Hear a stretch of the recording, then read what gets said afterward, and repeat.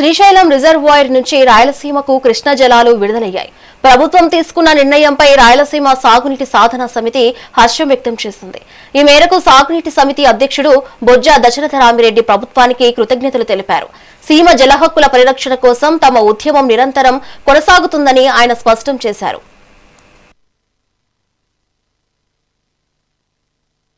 బొజ్జ దశరథరామిరెడ్డి, అధ్యక్షుడు రాయలసీమ సాగునీటి సాధన సమితి. శ్రీశైలం రిజర్వాయర్ నుండి రాయలసీమకు ఇటు పోతిరెడ్డిపాడు ద్వారా మల్యాల ఎత్తిపోత పథకం ద్వారా నీళ్లు ఇవ్వాలని ప్రభుత్వం నిర్ణయం చేసుకోవడాన్ని స్వాగతిస్తూ ఉన్నాం. ఈ సంవత్సరం రాయలసీమలో తీవ్రమైన ఇబ్బందులు ఎదుర్కొంటోంది. దీనికి ప్రధానంగా 2 కారణాలు.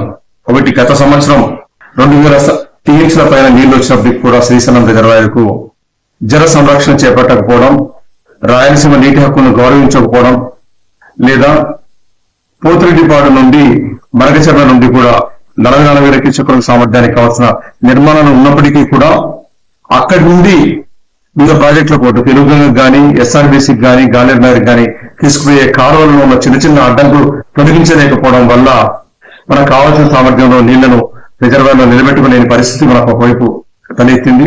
ఇంకొక వైపు హంద్రీనీవా వైపు కూడా రిజర్వాయర్లు సక్రమంగా నిర్మించకపోవడం, పంటకాలం లేకపోవడం వల్ల కూడా రాయలసీమ తీవ్రమైన ఇబ్బంది పడింది. అంతేకాకుండా నీటినంతా కూడా విద్యుత్ ఉత్పత్తి పేరుతో కిందికి తీసుకుపోవడంతో కూడా శ్రీశైలంలో పెట్టవలసిన క్యారియర్ రిజర్వ్ కూడా పెట్టకపోవడం వల్ల ఎన్నోనో ఇలాంటి సంవత్సరంలో ఆ నీటిని వాడుకొని కొంచెం గొంతు తడుపుకోవడానికి, చచ్చిపోతున్న ఆర్గానిక్ వైర్లను బతికించడానికి కూడా అవకాశం లేకుండా పాలకులు చేశారు.